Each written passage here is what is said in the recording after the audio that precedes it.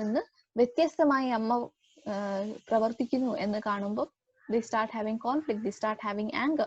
All right, I know that I have often thought, how dare she of my mother for doing a thing I would have considered perfectly normal in anyone else. Okay, so വേറെ ആര് ചെയ്താലും ഒരു കുഴപ്പം ഇല്ലെങ്കിലും അമ്മ അത് ചെയ്യുമ്പോഴത്തേക്കും how dare she എന്ന് ശശി ദേശ്പാണ്ഡെ വരെ ചിന്തിച്ചിട്ടുണ്ട് എന്നാണ് പറയുന്നത്. You don't look like a mother, the daughters of a friend wailed when she cut her hair short. All right, so what happened is that she's giving another example of her friend who cut her hair very, very short, and her daughters were angry because they said that, you know, now she does not look like a mother. Yes, you should always look, behave and respond like a mother. Once you become a mother, you are nothing else എന്നുള്ള ഒരു identity ആണ് society നമ്മുടെ മേൽ അടിച്ചമർത്തുന്നത്. What do I care about what you really are? ശരിക്കും നിങ്ങൾ എന്താണെന്ന് അറിയാൻ ആരും ശ്രമിക്കുന്നില്ല. But they only want to care about you as a mother, nothing else. All this rationalization about motherhood has worked fine to this point. It's when I come to myself as a writer and a mother that as a writer and a mother that things get even more complicated. Okay, so till now she's been telling us that when she's talking about rationally she's talking about, you know, motherhood and all these things, it's fine. But the problem for her in her personal life begins when she comes to herself as a writer and a mother. She has dual roles. Okay, and that is where things get complicated for her. She says, even before I began writing, motherhood affected my idea of myself. Okay, so even before she started writing, motherhood painted a picture of herself as an you know, like she had a different image from herself. A writer എന്ന് പറയുമ്പോൾ intelligent ആയിരിക്കണം, thinking ആയിരിക്കണം, rational person ആയിരിക്കണം.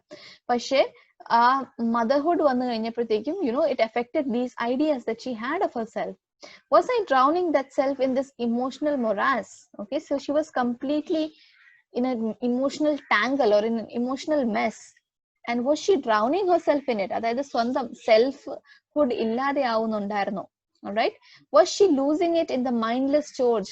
വീട്ടിൽ ചെയ്യാനുള്ള 100 ജോലികളുടെ ഇടയിൽ was she forgetting herself? And then when my younger son was there, I began writing. Okay, so when her younger son was born, she started writing. A casual, desultory kind of writing at first. Okay, desultory means aimless. ഒരു aim ഇല്ലാത്ത രീതിയിൽ വെറുതെ random ആയിട്ടുള്ള കാര്യങ്ങൾ എഴുതാനാണ് തുടങ്ങിയത്. But slowly it became increasingly important for her. When she started writing, it became, you know, not just aimless, it became important. And it began to absorb her. That means our emotional mess il ninnu mari, her writing started to absorb her. And the problems began. Why? Because now she's not in the emotional mess, she's in her writing. At first, I was able to contain this very well. She was able to manage both, like you do with an early addiction. ആദ്യം ഒരു കാര്യം, ഒരു ഡ്രഗ്സിനോടോ വേറെ എന്തെങ്കിലും കാര്യത്തിനോട് ഒരു addiction തുടങ്ങുമ്പോൾ ആദ്യം അത് നല്ല രീതിയിൽ മാനേജ് ചെയ്യാൻ പറ്റും. Alright, because earlier she said she used to work only when the children were at school. And house work and cooking എന്ന് പറയുന്നത് ആ സമയത്ത് സാധാരണ കുട്ടികൾ സ്കൂളിൽ പോകുമ്പോൾ വീട്ടിലെ പണിയും കുക്കിങ്ങും ഒക്കെയാണ് ചെയ്തുകൊണ്ടിരുന്നത്. പക്ഷെ എഴുതാൻ തുടങ്ങി കഴിഞ്ഞപ്പോഴത്തേക്കും ഈ ജോലികളെല്ലാം വേഗം ചെയ്തിട്ട് she use to make sure that she has enough hours for her writing. All right, but writing or any other creative work can be demanding. All right, as demanding as children. കുട്ടികളെ നോക്കുന്നതിനെ പോലെ അതുപോലെ കഷ്ടപ്പാടാണ് creative റൈറ്റിംഗോ creative പ്രോസസ്സോ എന്നാണ് പറയുന്നത്. It wants your time. നിങ്ങളുടെ സമയം മുഴുവൻ അത് വേണം. A great deal of your time. ഒരുപാട് സമയം കൊടുക്കണം. അതായത് ഫിക്സ്ഡ് ആയിട്ടുള്ള ടൈമിംഗിൽ ചെയ്യാമെന്ന് വെച്ചാൽ നടക്കുന്ന കാര്യമല്ല. It can be just as possessive as children keeping U away from others. Okay, so അതും വളരെ പൊസസീവ് ആയിട്ടായിരിക്കും വരുന്നത്. ബാക്കിയുള്ളവരിൽ നിന്ന് നിങ്ങളെ അകറ്റി നിർത്തും. Because you will be so engrossed in it. Alright, making you long for solitude. അപ്പൊ ഈ ജോലി തീർത്ത് വെറുതെ ഇരിക്കണം എന്ന് വിചാരിച്ചാൽ പോലും നടക്കാറില്ല. Making you want to conserve yourself, to save yourself. Okay, this is a struggle for any woman. For a mother it is hopeless. Okay, എല്ലാ സ്ത്രീകൾക്കും ഉള്ള ഒരു പ്രശ്നമാണ്. അമ്മമാർക്ക് എന്ന് പറഞ്ഞാൽ it is completely hopeless എന്നാണ് പറയുന്നത്. How do I lock out a child and say I am working? Okay, എങ്ങനെയാണ് ഒരു കുട്ടിയെ പൂട്ടിയിട്ടിട്ട്, അതായത് ലോക്ക് ഔട്ട് എന്ന് വെച്ചാൽ നമ്മൾ ഒരു മുറിക്കകത്ത് അടഞ്ഞിരുന്നിട്ട് ഞാൻ ജോലി ചെയ്യുകയാണെന്ന് എങ്ങനെ പറയാൻ സാധിക്കും? ഞാനിപ്പോൾ അതാണ് ചെയ്തുകൊണ്ടിരിക്കുന്നത്. കുട്ടിയെ ഒരു മുറിയിൽ പുറത്താക്കിയിട്ട് ഞാൻ മുറിക്കകത്തിരുന്ന് ഇത് റെക്കോർഡ് ചെയ്യുകയാണ്. Okay, and it is a painful process because we feel guilty at the same time that കൊച്ചിനെ എങ്ങനെ മാറ്റി നിർത്തിയിട്ട് നമ്മൾ നമ്മുടെ ജോലി ചെയ്യുന്നു. Right, it is very very difficult. When a man becomes an author, Okay, so she's now giving us a distinction. Strigal author ആയിരിക്കുമ്പോൾ it is very difficult, she told us already. But when a man becomes an author, it's merely a change of employment. All right. So when men become authors, അത് ശരിക്കും വലിയ ബുദ്ധിമുട്ടല്ല, കാരണം വേറെ ഏത് ജോലി ചെയ്യുന്ന പോലെ തന്നെ അവർക്കും ഇത് ചെയ്യാൻ സാധിക്കും. But no other can take up the quite regular duties of the daughter, wife or the mothers.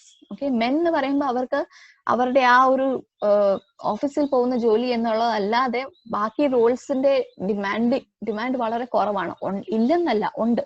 Okay, they have the role of the father, the brother and everything. All right, but they can easily remove themselves from those situations. But it's not the same for the daughters, wives and mothers. All right, because അവർ ചെയ്യുന്ന ജോലികൾ വേറെ ആർക്കും ചെയ്യാൻ സാധിക്കില്ല എന്നാണ് പറയുന്നത്.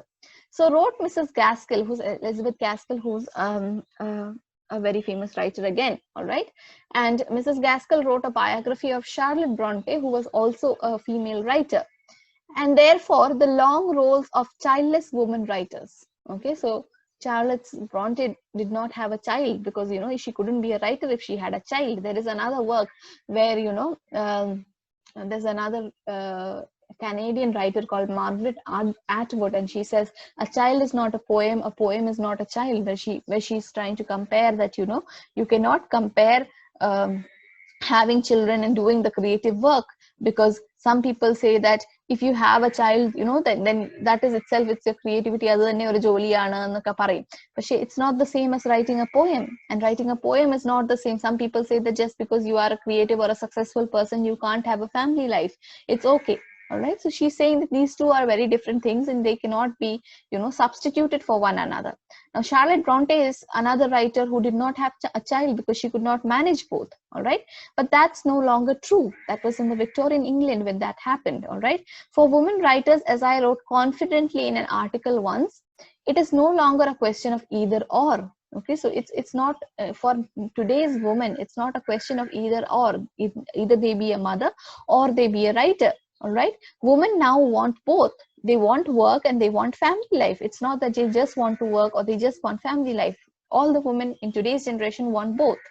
This is even more true in our country, where there was scarcely any question of choices. All right, I got married, I had children, I began writing. None of these were conscious choices, she says.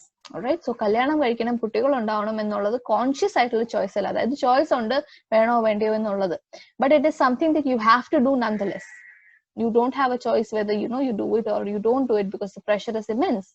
So none of these, she says, were conscious choices. അതൊക്കെ automatically സംഭവിച്ച കാര്യങ്ങളാണ്.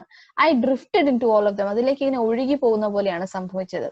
And I was determined to do justice to all these things. ഈ പല Rolls ഉണ്ട്, അതെല്ലാം നല്ല രീതിയിൽ ചെയ്യണമെന്ന് തന്നെ ആഗ്രഹിച്ചിരുന്നു. For this one has to pay the price. അങ്ങനെ ചെയ്യണമെന്ന് ആഗ്രഹിക്കുമ്പോൾ one has to suffer. All right, can you sit for hours without raising your head when the doorbell or the telephone rings? മണിക്കൂറുകളോളം ഇരുന്ന് എഴുതാൻ സാധിക്കുമോ? ആ സമയത്ത് ടെലിഫോൺ അടിക്കും, ഡോർബെൽ അടിക്കും, ഓക്കെ, കുക്കർ അടിക്കും, അങ്ങനെയൊക്കെ ഉള്ളപ്പോൾ എങ്ങനെ എഴുതും? It is even worse with a child. ഒരു കുഞ്ഞുള്ളപ്പോൾ എന്താണ്, ആ കൊച്ചിന് എപ്പോഴും നമ്മുടെ അറ്റൻഷൻ വേണം, your love വേണം. Okay, then what happens? And therefore all the writing has to be done in the wretchedly limited working time. Limited working time എന്ന് പറയുമ്പോൾ കുട്ടികൾ ഉറങ്ങുമ്പോഴോ സ്കൂളിൽ പോകുമ്പോഴോ ആ സമയത്തായിരിക്കും വർക്കിംഗ് ടൈം ഉള്ളത്. All right, as the artist mother Kathy Kollowitz, she gives an example of another artist who's not a writer, she's an artist. All right, one struggles to get it done. അതായത് ആ ഒരു limited ടൈമിനുള്ളിൽ ഈ creative process തീർക്കാനായിട്ട് ഒരുപാട് കഷ്ടപ്പെടും. And you never try to cut it into family time. ഫാമിലിയുടെ സമയത്തിലേക്ക് അത് എത്താതെ നിങ്ങളുടെ സ്വന്തമായിട്ടുള്ള സമയം അതിനു വേണ്ടി ഉപയോഗിക്കും. You never work on holidays, you never work during school vacations. ആ സമയത്തൊന്നും സാധിക്കില്ല. You try to work at night when you're not too tired to work, that is. ഇപ്പം മിക്ക സ്ത്രീകളും രാത്രിയിലാണ് വർക്ക് ചെയ്യുന്നത് when after everything else is done. All right, but obviously they will be tired, so if they're not too tired, they work. All writers have to do this. All right, you just have to make choices, give up everything else. I will write my books and raise my children. All right, anything else just fritters me away. So that those are the only two things she says. All right, everything else, you know, is wasted away, she says. When I read these words of the American novelist Anne Tyler, they seem to echo my own thoughts and actions. So those were words by Anne Tyler. that, you know, when she's writing or she's taking care of the children and nothing else. So that echoes Shashi Deshpande's feelings also. I gave up everything else but these two activities. All right, she's giving up everything else. She has only two things that she does, that she's taking care of the children and she's writing. It was a balancing act, she said, something I always thought I did rather well. She used to do it well, she says. Until recently, when my son said to me, did we ever disturb you when you were working? I took care not to bother you, whatever my problems were. All right, so this is, she thought that she was balancing it very well and no one was getting, you know, disturbed with her work. But all these years later, once, you know, her son said one dialogue, and anda parnadu that amma ezhudikondirikkumbol njangal disturb cheyillairunallo. Okay, no matter what my problem was, I made sure that I did not disturb you. Was this how it was for them? enna appoഴാണ് അവരുടെ മനസ്സിൽ പെട്ടെന്ന് ഒരു അത് വന്നത്, guilt feeling വന്നു automatically. എന്താണ് guilt എന്ന് പറയുന്നത്? എന്താ, that മക്കളെ നോക്കാതെയാണോ ഞാൻ എഴുതിയത് എന്നുള്ള ഫീലിംഗ് അന്ന് ഉടനെ വന്നു. Alright, but in any case, guilt is never far away. Selflessness and creativity are uneasy part